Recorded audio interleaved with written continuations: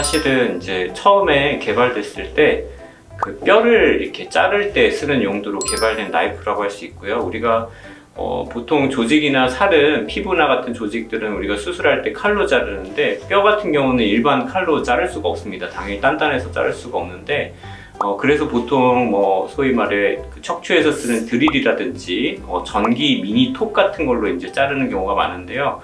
그게 굉장히 뼈를 자르면서 엄청난 출혈이 발생하고 실력 없는 의사가 조종했을 경우에는 잘못 그 기계가 튀는 경우에는 중요한 신경이나 혈관들을 다칠 수도 있기 때문에 굉장히 그동안 출혈도 많고 위험한 과정이 많았습니다.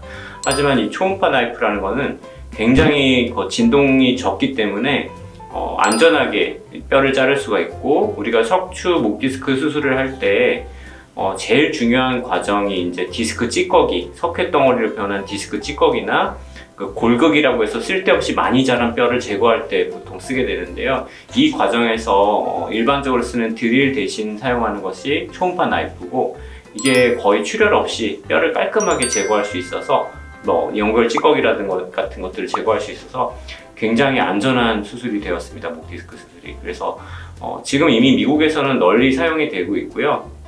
이게 워낙 장비가 고가다 보니까 아직 국내에서는 도입된 병원이 그렇게 많지는 않습니다. 일부 대학병원 외에는 없는 것으로 알고 있고요.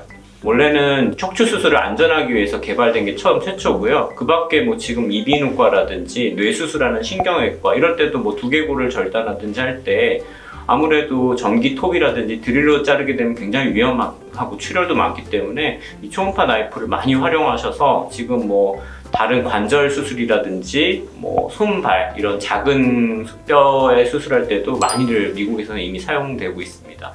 그래서 이미 거의 초음파 나이프 장비도 첫 번째 버전을 넘어서 그 다음 버전도 나오고 있는 상황이고요.